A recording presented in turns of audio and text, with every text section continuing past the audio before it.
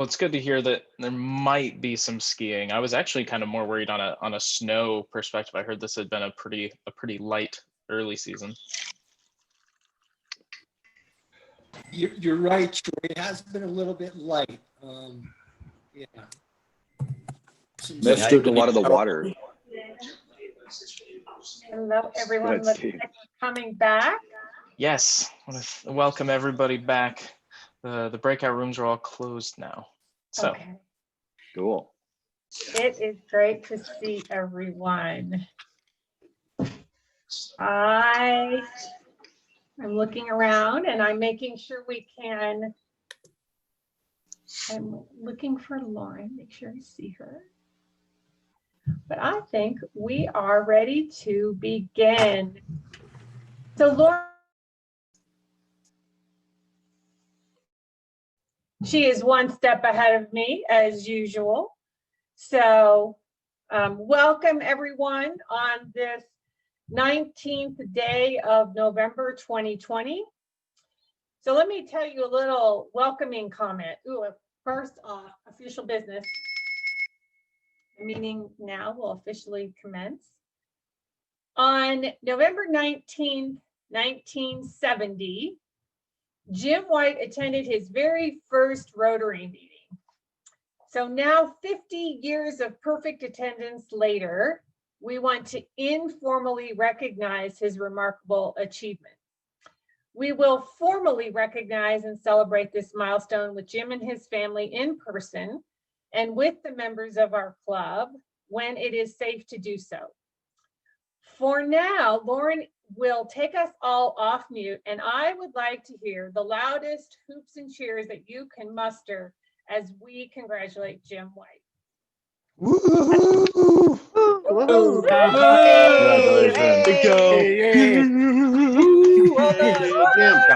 nicely done. Very nicely Attaboy, done. Jim. Attaboy. I see Eric White here. Welcome, Eric.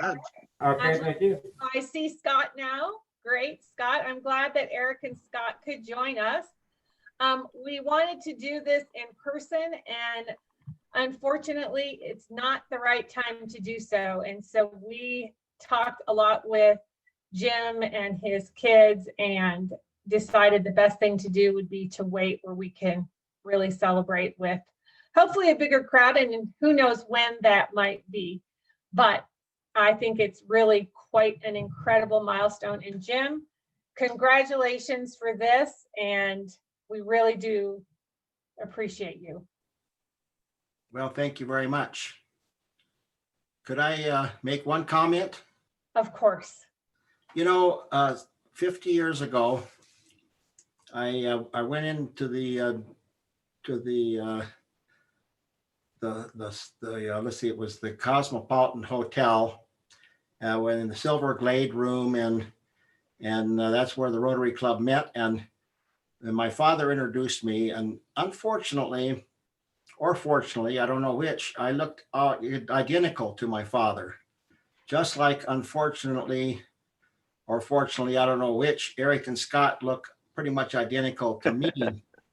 And unfortunately, my grandfather, who was a member of our club, Fred White, looked exactly like his son, Ed. So there must be some strong genes, but the one thing that I remember, my father introduced me, and as he started to talk, as soon as the people knew that he was talking about me, the whole room of about 500 gentlemen, no women were allowed in Rotary at that time, just started rolling off their seats in laughter because of the cloning, I guess, that was taking place. And I don't know whether my father completed his introduction or not, but it was one of the funniest times that I can remember in Rotary. So I just want to pass that along. It was exactly 50 years ago today on a Thursday.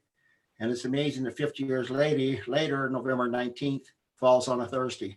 But thank you for acknowledging my being here. My dad always said, and I agree with him, that having perfect attendance does not make you a good or a better Rotarian, but it will. But he said you have to eat lunch someplace, and you're fat like I am, So you might as well make it a Rotary meeting at least once a week. And I've always followed that advice. So anyway, thank you very much, everybody. And I just saw a comment from Tanya. I know Tanya had to do some juggling for substituting and not getting a sub for her. And I didn't think she was going to be able to make it today. So I am thrilled, Tanya, that you are here as well. We have all three of the White children. Jim, I was in the process of putting together what I will say at our official get together. And I was going to use my index cards, much like you do for your storytelling. So now I've got some time to hone my skills and hone my presentation, because the Jim White folder that we have of all of his accomplishments and all that he has done, and that doesn't tap into even the professional side, is amazing. It is really, truly inspirational, and we are very grateful to have you, Jim, and you shine a light on Rotary and on the world, and so thank you so very much. Well, thank you. All right. Our inspirational moment today. Oops. Hold on. I forgot about the Pledge of Allegiance. I got so excited about Jim. All right. Please join me in saying the Pledge of Allegiance. I pledge allegiance to the flag, the United States of America, and to the republic for which it stands, one nation, under God, indivisible, with liberty and justice for all. Now it's time for our inspirational moment. Seth Patterson, who is past club president and also principal and broker of Patterson and Company Commercial Real Estate, will do our inspirational moment. Thanks, President Debbie. Can everybody hear me? Good. I think this message is, I heard it actually from a past district governor, delivered this of another district, a neighboring district. I thought it was fairly inspiring, and I think it's relevant to our topic today. A newlywed young man was sitting on the porch with his father on a hot, humid day, sipping iced tea. As he talked about adult life, marriage, responsibilities, and obligations, the father thoughtfully stirred the ice cubes in his glass and cast a clear, sober look at his son. Never forget your friends, he advised. They will become more important to you as you get older. Regardless of how much love your family and the children you happen to have, you'll always need friends. Remember to go out with them occasionally, do activities with them, call them. What strange advice, thought the young man. I just entered the married world and I'm an adult, and surely my wife and the family we will start will be everything I need to make my sense of life. Yet he obeyed his father, kept in touch with his friends, and annually increased their number. As time and nature carry out their designs and mysteries on a man, friends were the bulwarks of his life. After 60 years, here's what he learned. Time passes, life goes on, distance separates, children grow up, jobs come and go, illusions, desires, attractions all weaken, the heart breaks, parents die, colleagues forget the favors, and the races are over. But true friends are always there, no matter how long or how many miles away they are. A friend is never more distant than your reach, intervening in your favor, waiting for you with open arms, or blessing your life. When we start this adventure we call life, we did not know the incredible joys or sorrows that were ahead. We did not know how much we would need from each other. Love your parents, take care of your children, but keep a good group of close friends. Connect with them, but do not impose your criteria. Refer this advice to all your friends who help make sense of your life. I just did. Thank you. Beautiful, beautiful, Seth. Thank you very much. Troy Szymanski will give our club secretary's report. Troy is a partner and fund manager of Outpost Fund. All right, thank you very much, President Debbie. So we will start off by welcoming all of our guests, and then we'll move on to want to wish happy birthday to 5 members of our club this week. So join me in wishing happy birthday to Ved Nanda, Sandy Adams, Melissa Bowen, Arthur Roy, and Debbie Demuth. So send them a card, send them a chat message. But happy birthday to all of you guys from Club 31. Following last week's absolute wealth of announcements, we have a much shorter agenda coming from me today. First off, the office will be closed November 26th and 27th next week for Thanksgiving. This also means we will have no meeting next Thursday, so everyone can enjoy the holiday with their families. Also, our virtual happy hour is tonight at 5:30, and like next week's meeting, we will not have one next Thursday, so come join us tonight instead. Finally, the day of service offerings on December 5th have been postponed due to the current COVID-19 restrictions. That includes packaging at Metro Caring and trail cleanup at Cherry Creek. Look for future service opportunities when restrictions ease. That's all from me. President Debbie, back to you. Thank you very much, Troy. And now we've been saving up. You won't be here next week. It's Thanksgiving next week. Lots of things to be grateful for. So I turned the program over to Harriet Downer for our good news buckets. Harriet is a Denver Rotary Club Foundation trustee, and she's also president and owner of Logical Connections, LLC. Harriet. Thank you very much, President Debbie. Everybody get ready. It's time for the red bucket for news and announcements to your fellow Rotarians and our guests. Our minimum contribution for good news, announcements, updates is $20, and you can make the donation to the link I just posted in the chat. Lauren will also send it out in the after meeting summary. As a reminder, all of our donations through the rest of this year are for our own Denver Rotary Club Foundation. And we will look around, you know, the good works that DRCF does, whether it's locally or internationally. So I will look for hands up, either physically or Jean, I see you. Yeah, I see Jean. So Jean, I will turn it over to you, and I will look for others who have their hands up. You can. Okay, I couldn't figure out how to do the hand. Every time I try it, I can't figure out how to do it. But I just wanted to announce and be thankful that I was able to, today is my opening of a new art show at Sync Gallery with new work that I've worked on for the last year, and would love to share and let people see it if they can make it. The gallery is practicing all the COVID restrictions, and I often go over, and if I find 3 people in the gallery, that's a lot. So I would welcome all Rotarians to come and enjoy some art. Terrific. Thank you, Jean. Lisa Guyas, I see you. Go right ahead. Hi, everybody. I'm putting in my $20 in recognition of Jim White. Terrific. Thank you. See Mark Whipper and Mary Penny also. Sorry, Okay. Harriet. Mark, go ahead first, and Mary, you can come on next. Great, thanks, Harriet. Late in the summer, I announced to the club that our daughter, Megan, had become engaged in July. Well, lo and behold, our son, Matthew, became engaged on November 6th.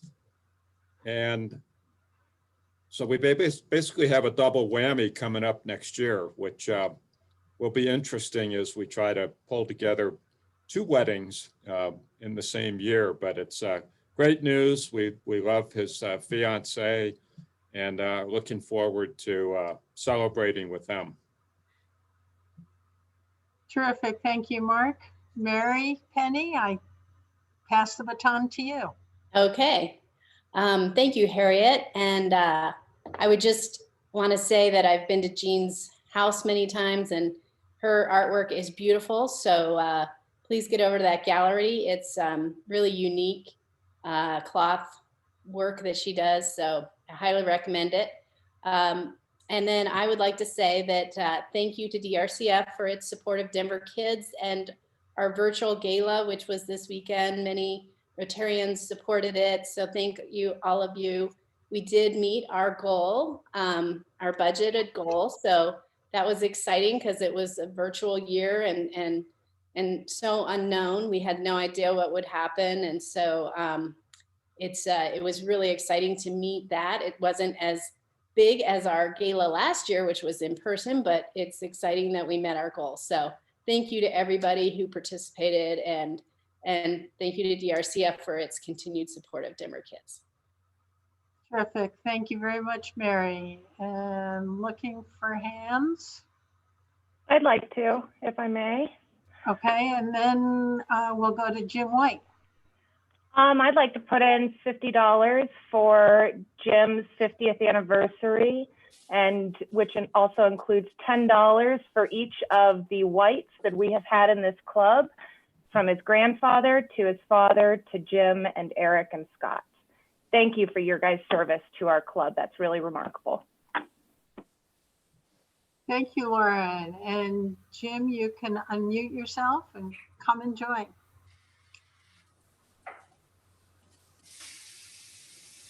Is it unmuted now? You are unmuted. Okay.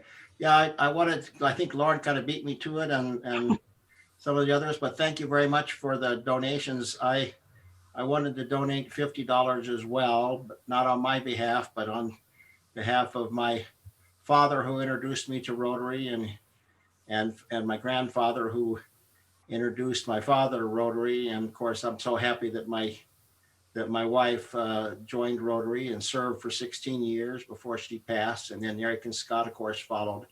Scott is no longer a member of our club, but he's a good member of the Evergreen Rotary Club. It's a little easier for him to get to.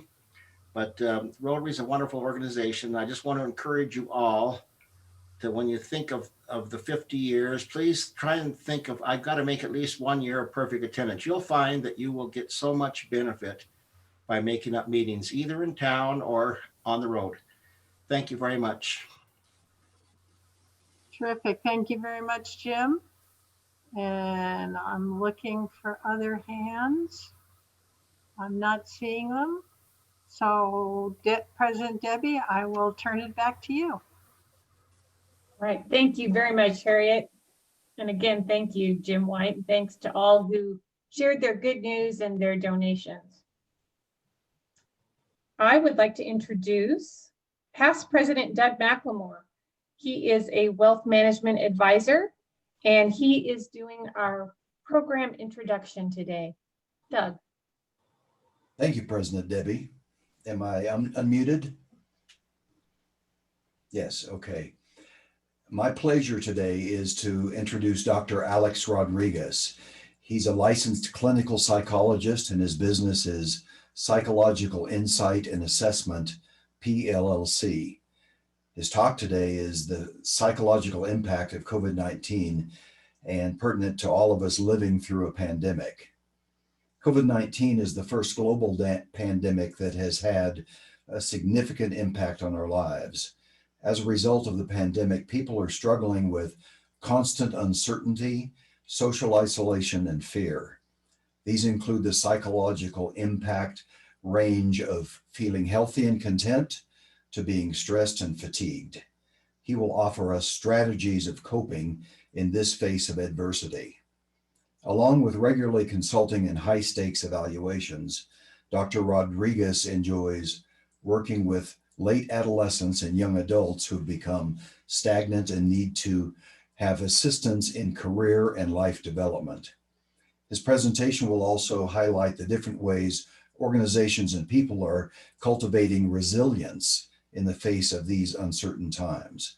This is certainly a presentation of timely importance in our ever-changing world.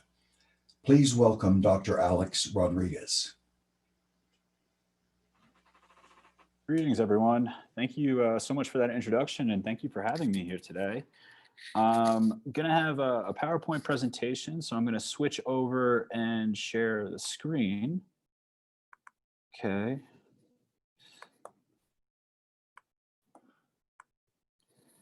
All right, I think we should be looking good. So can someone just give me a thumbs up?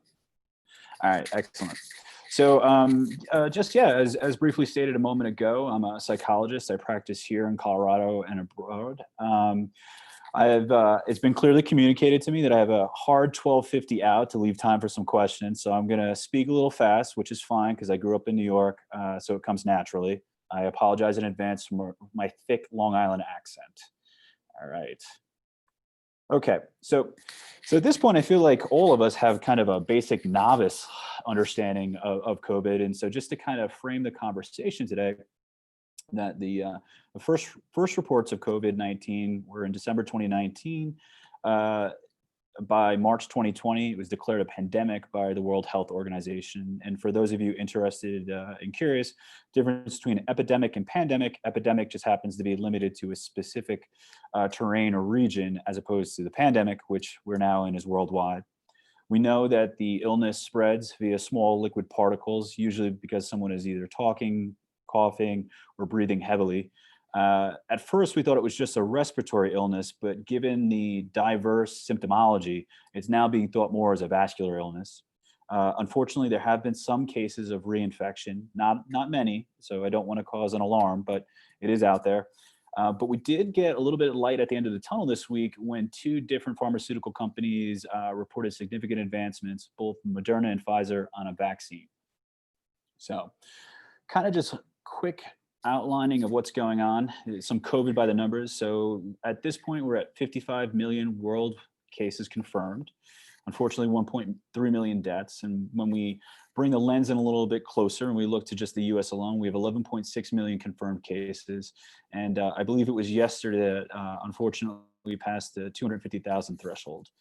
And if you speak to any epidemiologists or statisticians or physicians, they'll quite candidly tell you that that's probably a low ball estimate. And when we look at mortality rates for states or countries over the years, so for instance, we look at, let's say, Colorado's mortality rate this time of year, number of fatalities, in comparison to 2019, 2018, we're well above, even when we allot for the COVID deaths. So we suspect that there's probably a lot more out there, which is unfortunate.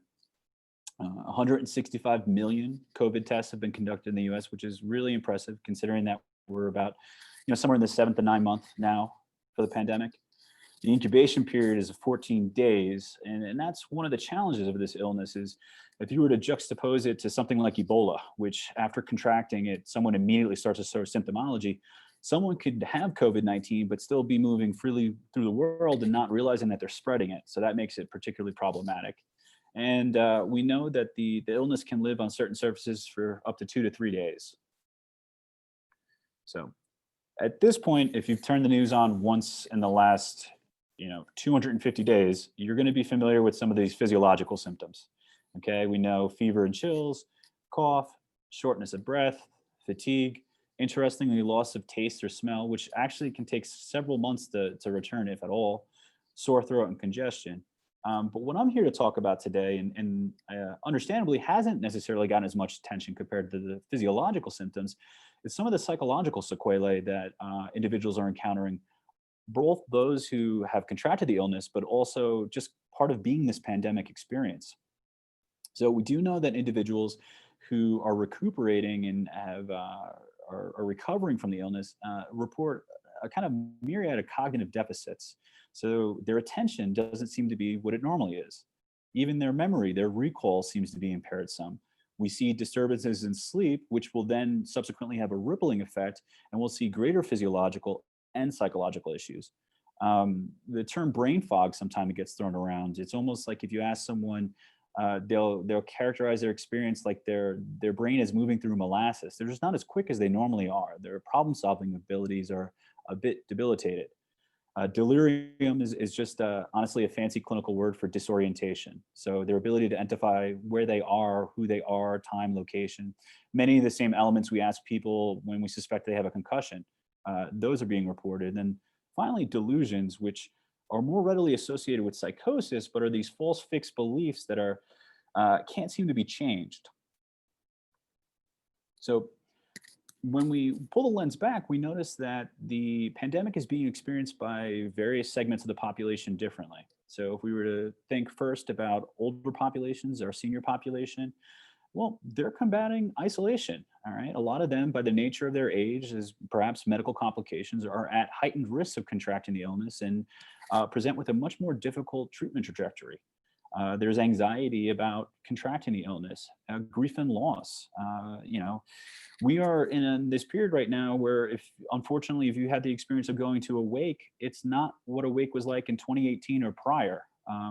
In some cases, we can't go through the normal grieving process where we get to say farewell to our loved ones out of fear of contracting the illness. When we look to young adults and those middle age, well, we're seeing them play multiple roles, which are leading to burnout. If you talk to parents, working parents, not only are they kind of fulfilling the responsibilities of their 9-to-5 job, but they're also simultaneously now become educators for their kids and run a daycare. And there is no faster way to get to burnout than having too much on one's plate. If you're a young adult in the college age, you're concerned about where you're going to be for the school semester next year. Fall 2021, many universities are going to make a decision in the next few months whether they're going to remain virtual or going to have in person. And I feel for those kids. I felt really bad for 2019 high school graduates who have been sold their entire life that prom was going to be this defining moment, and unfortunately they didn't get it. And then, imagine if you're college age and, I kind of came of age during the 2008 recession, and you've been positioned or led to think that, you go to school, you do well, you'll be rewarded and you'll have financial stability and employment stability, but you may be entering a work market that's closed. And then lastly, when we think of young children, what are they being deprived of via this isolation and quarantine? We know that especially earlier in life, there are fundamental developmental stages that need to be accomplished that then set up for future success, that help us lay our foundation in building relationships, learning how to interact with others and how to problem solve. Well, what happens if they don't have the opportunity to interact with others and build those experiences? Also, how do you educate a child about a silent killer? How do you give them information that they need to be safe, but also don't elicit alarm? And even as I say that right now, I think it's reasonable to extrapolate. That's not just the problem for talking to kids. Try educating adults about this stuff. Lastly, we also know that there seems to be a disparate impact with regards to race and economic status. Underserved communities seem to be particularly hit hard. So to help kind of frame the conversation about psychological illness, psychiatric illness, I want to move people away from a framework of either someone is mentally fit or they're mentally unfit. Really, within the clinical world, we think more along the lines of a spectrum. And so less black and white and considerable more gray area. And if you look at the model that I put up on the slide, we start with kind of healthy content in the upper part of the trajectory. We move through managing well, feeling MAV, which is usually the first indicator that I know that someone's starting to downturn, stress and fatigue. Then finally, at the bottom of the arrow, we see mental illness and struggling. So a situation where someone may be so depleted, they may be so impaired that they might actually meet formal criteria for a psychiatric illness. One of the things that I want to point out is I try to be very particular in the words that I use. And so I didn't label it healthy and happy. I labeled it healthy and content. And so one of the things that I try to communicate to my loved ones, the people in my life, but also clients and people I'm working with, is that really content is the element we should be striving for. Happy is an emotional state. It's fleeting. It's ephemeral, much like sadness. And trying to sustain happiness for an indefinite period of time is a task in futility, much akin to trying to hold a pool of liquid in your hands. It's just not possible. All right. But we do know that when we're feeling content, we're not riding the manic highs, but we're also not susceptible to those kind of crushing, defeating lows. You're managing. Things to kind of look at, metrics, various variables to take into consideration to see kind of where am I? Am I healthy and content? Am I managing well? Where am I? Well, look at sleep.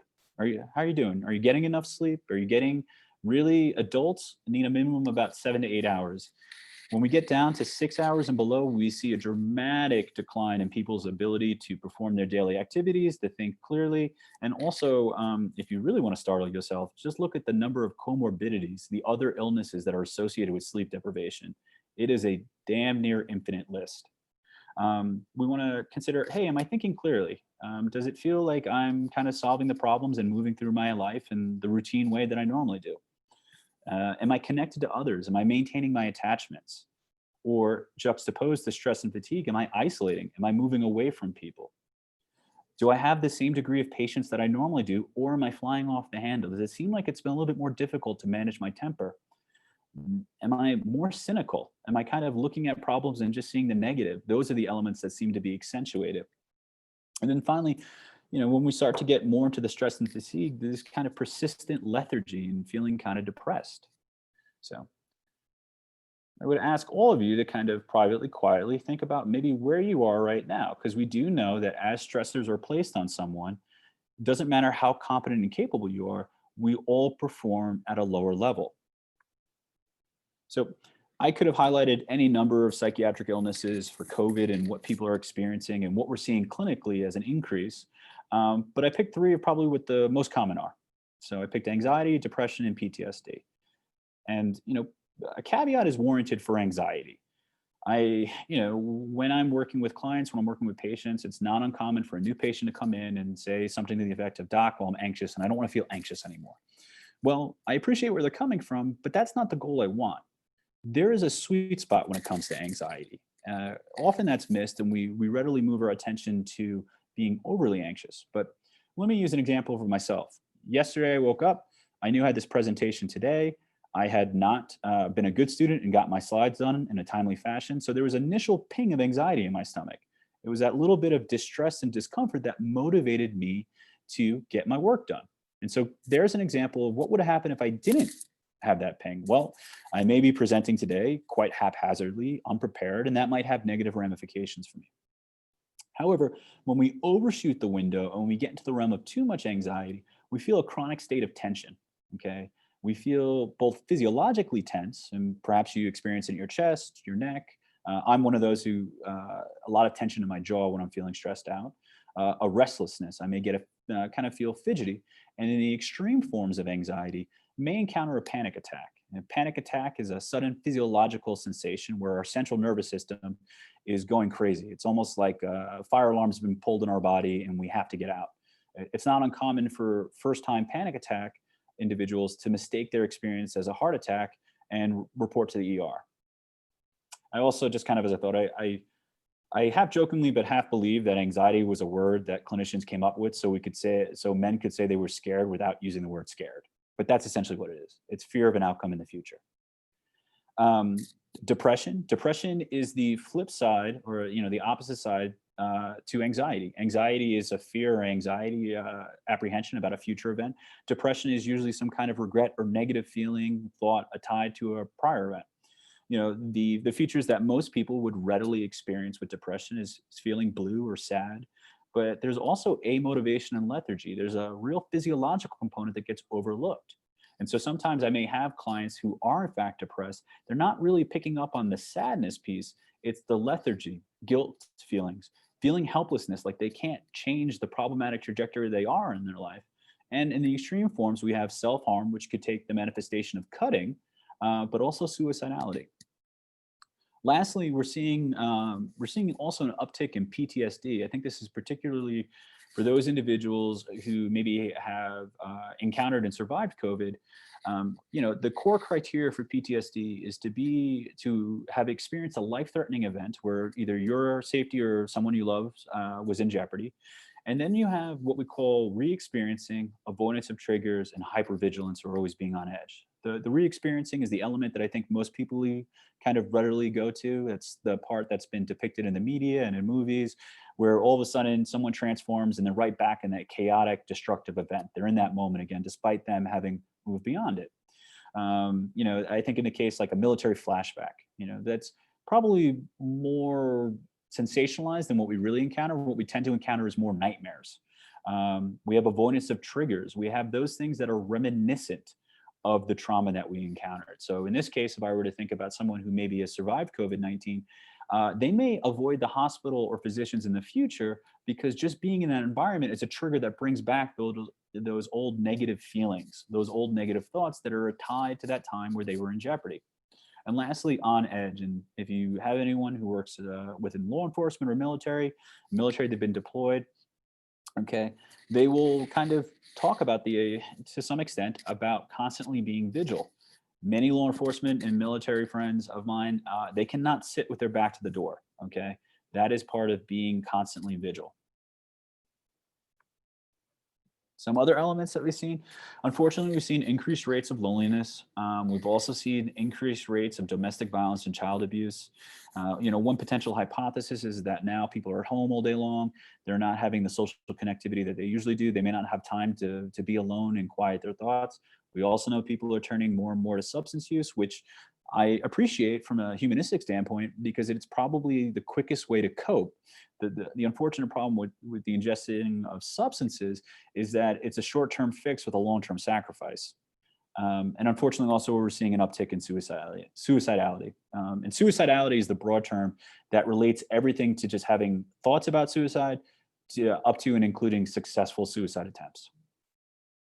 Lastly, I only highlighted 3 conditions, but we're also seeing pre-existing conditions which are exacerbated. So maybe prior to the pandemic, people were having a rough time, they were having a rough ride. Well, now eating disorders are uptick, we're seeing psychosis, and as I said a moment ago, substance use is also up. So when I'm talking to people and talking about coping in the face of adversity, I want to maximize resilience and I want to diminish stressors, okay? I'm going to just move on to the next slide and get into this a little bit more. So when I talk about minimizing stressors, one of the things I talk to clients about is media consumption. How much news are you watching? And I encourage people to take the Goldilocks approach. And if you think about Goldilocks, you think the porridge was too hot and this porridge was too cold, but this porridge was just right. Well, similarly, that's how you should approach media use. I will unembarrassingly say, at the start of the pandemic in April, I was watching entirely too much. I was starting my mornings with Morning Joe. I'd jump over to Fox and Friends. By the afternoon, I would get the press conferences. Then I'd have the evening news. And then finally, my wife had to tell me to stop. I was being crazy. And so I am now allotted, per my schedule, 30 minutes of PBS NewsHour, which is actually great because if you watch PBS NewsHour, you don't see the split screen 2 pundits yelling at each other. It's just the information presented in a very tolerable fashion. The other thing we want to people to be mindful of, and it's more in colloquial, this is a little bit more pop psychology, but I think it's going to be real, is doom scrolling, where essentially you're on your phone and you're passively just reading one horrible news story after the next, which is then going to color your perspective that in fact the world is going off the cliff. We want to be mindful about our tech use. There are various points throughout the day in which I need to break from what I'm doing. I need to just kind of jump on and do something stupid on the internet. We'll set a clock. I set a timer for about 10 to 15 minutes. So there's an external cue that lets me know, hey, time to get off. This way I'm not later on going, oh man, I have so much work to get done. Where'd that hour and a half go? I mentioned a few moments ago, we want to be mindful about what we're putting into our bodies. I'm not trying by any means to take a moral stance and tell people what to do and what not to do. What I want to do is provide information. Alcohol is particularly problematic because it has what's called a paradoxical effect on the central nervous system. Many of you have probably heard of the idea that alcohol is sometimes referred to as a social lubricant. Well, there's truth to that. Upon initially ingesting alcohol, it depresses the central nervous system. It brings down our temperature a little bit.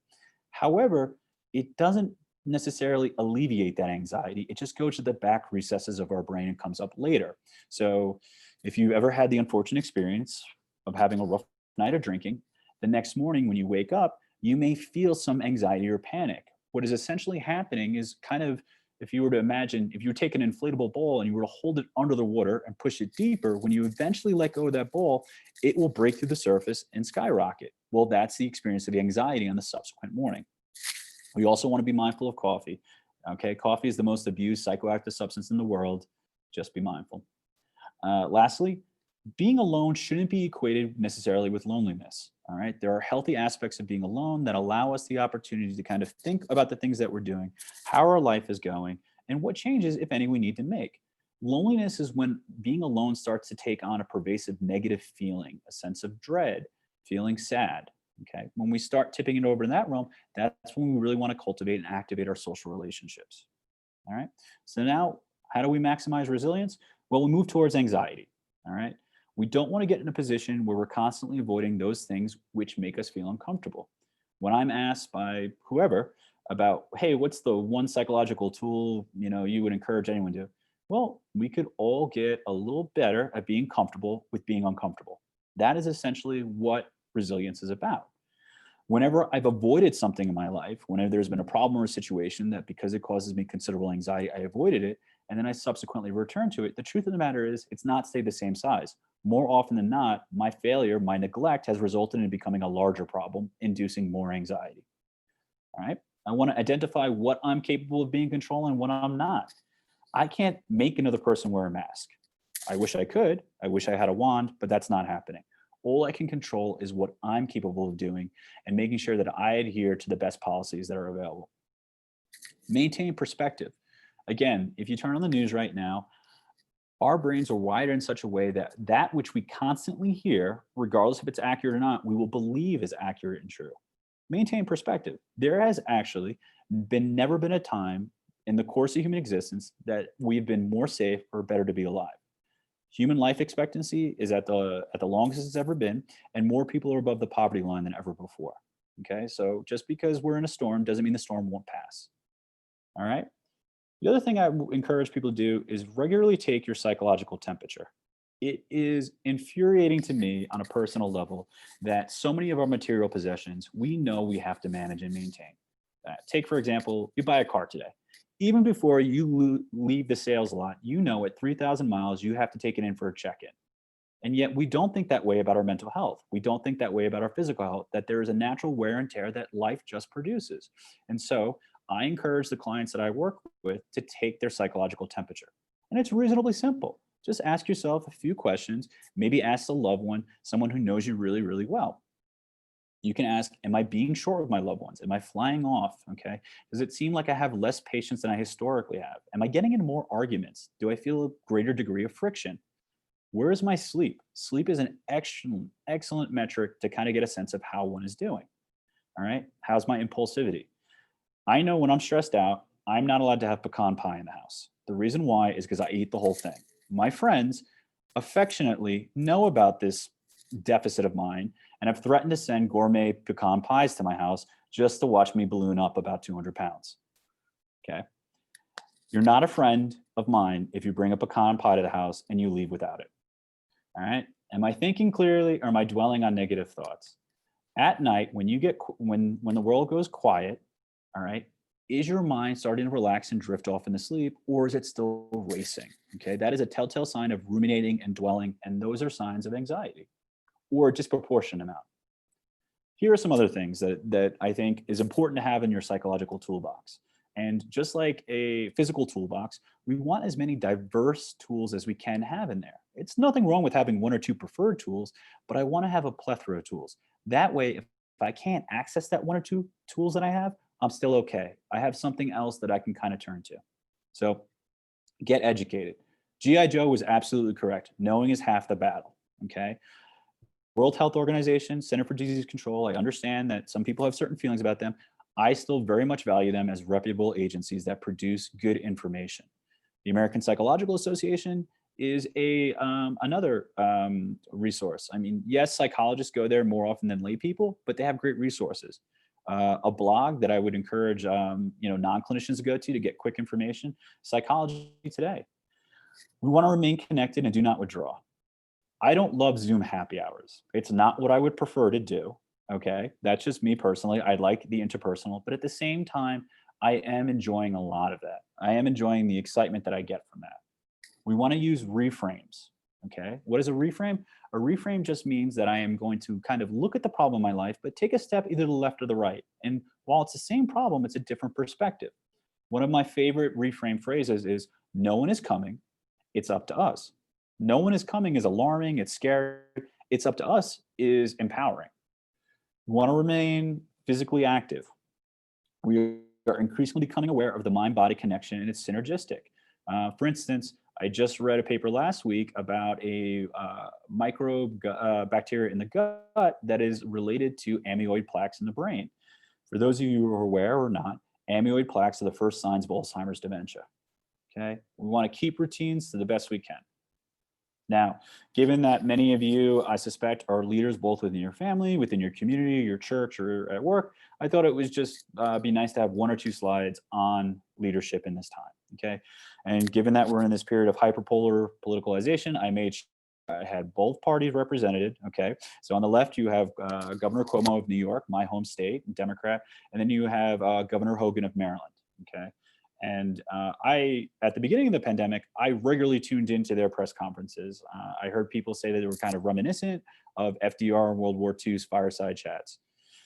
What do effective leaders do? Well, you manage yourself first. There is wisdom in flight attendants' instructions, okay? Now, I know it's probably been a while since any of us have been on a plane, and we maybe haven't paid as much respect to the flight attendant as we should have, but what is one of the classic lessons that they articulate? Put your mask on before your child's. Why is that? Because if you're drowning, you're not gonna pull anyone else up. You can become depleted. I am a psychologist, and I am the first to tell you, and sometimes this is very chafing for people, empathy is not a bottomless well, okay? At particularly long work periods, I get, I'm trying to think affectionately what my wife says. She says I become an asshole, which is pretty accurate, okay? I tend to do that every once in a while, especially when it's been a long week, all right? But with that comes the knowledge that I have to manage myself, all right? I can't help anyone that I'm working with if I'm not in a reasonable headspace. The other thing that leaders do, effective, transparent communication. When we are stressed, we have a harder time processing information. And so what we want to do is we want to keep messages consistent and simple. If we don't know something, it's perfectly fine to say we don't know and say we're going to return to that and work at that. Finally, cultivate readiness plans. Okay, just because there's uncertainty doesn't mean that we can't formulate various plans. If A scenario presents itself, we will do B. If C scenario presents itself, we will do F. All right. Let's see. Then finally, if there is a pandemic winner, it's dogs. Dogs are got to be the winner of the pandemic. Okay, their owners are home all day long. They're getting more walks than they ever had. I'm sure belly rubs are up anywhere from 800 to 1,000%. And these two are my puppies. That's Bronx on the left and Luna on the right.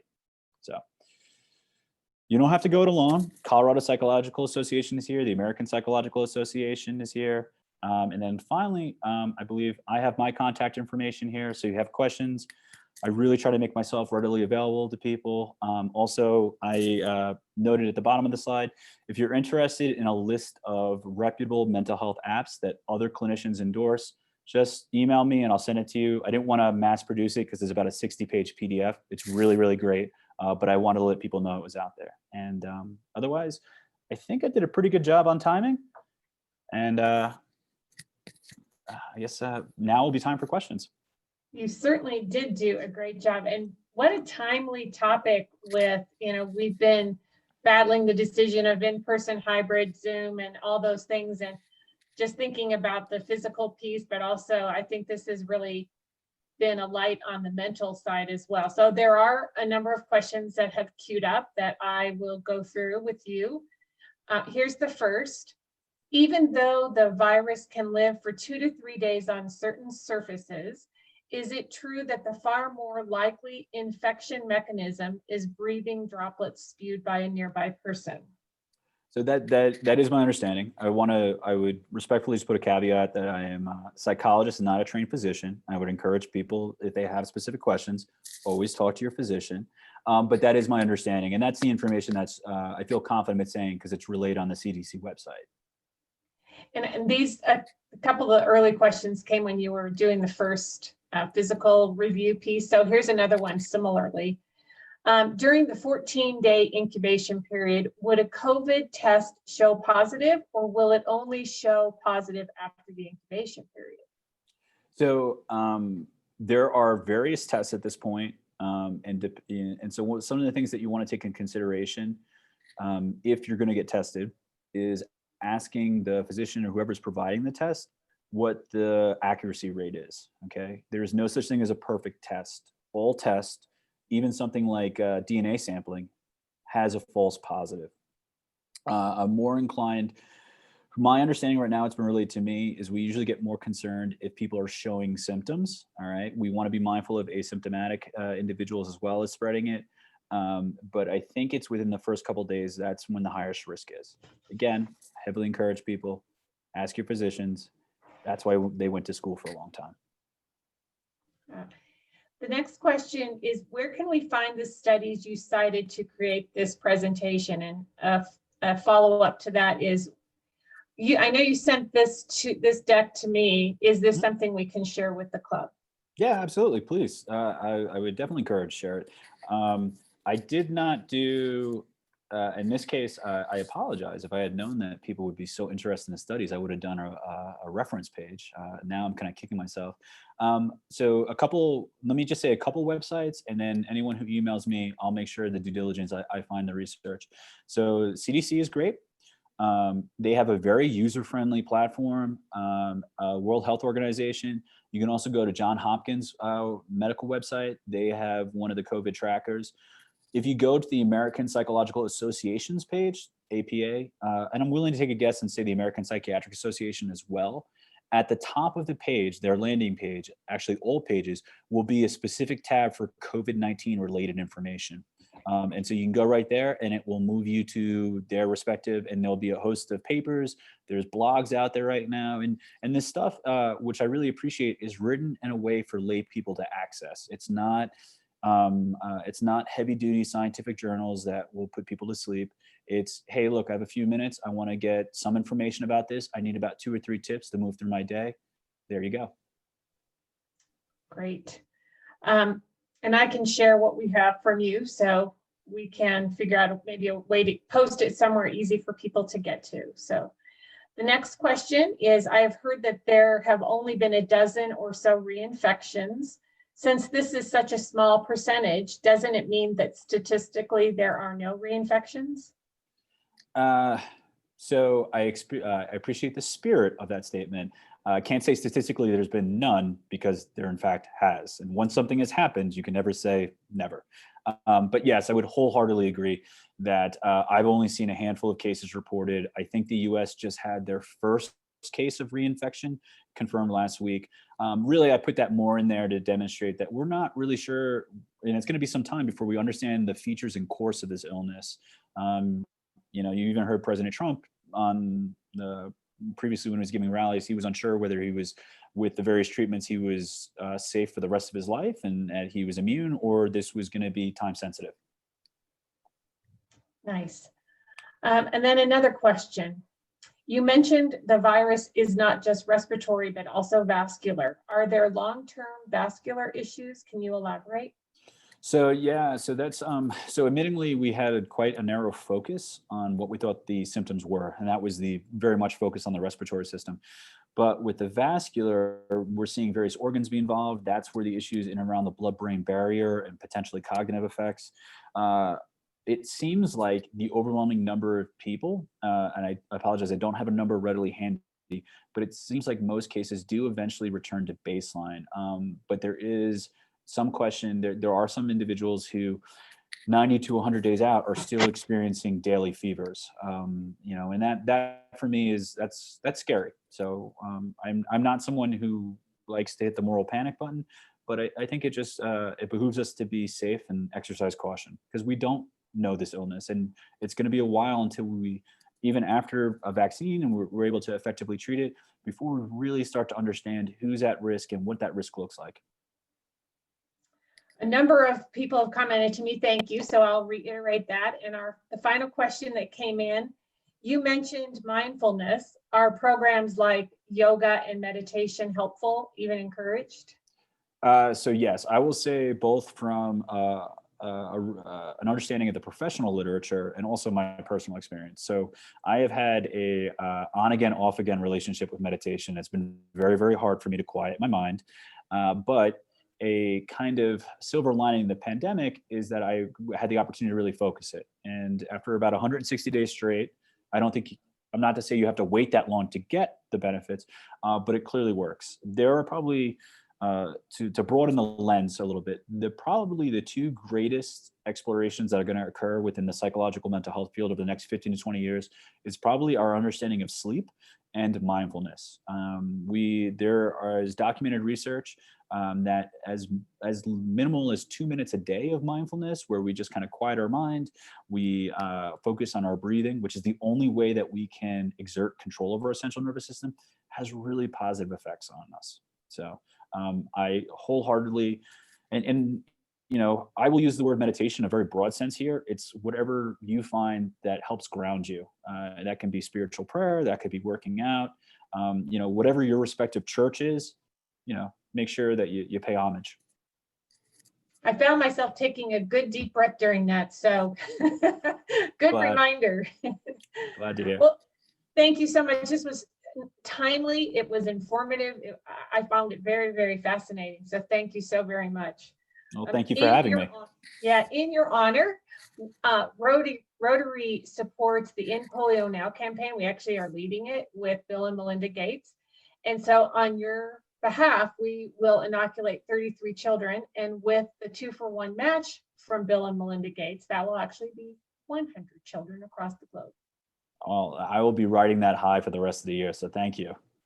And I see Allison Euler Mitch put in the chat that her studio has a healing meditation class on Tuesday evenings. I can tell you, I have attended one of Allison's classes by Zoom, and they are fabulous. So please do so.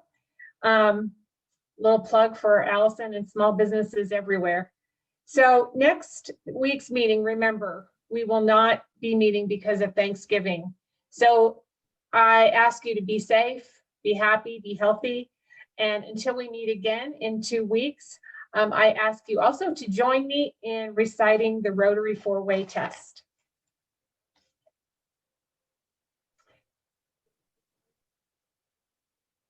Of the things we think, say, or do, is it the truth? Is it fair to all concerned? Will it build goodwill and better friendships? Will it be beneficial to all concerned? And with that, we are adjourned. Thank you very much.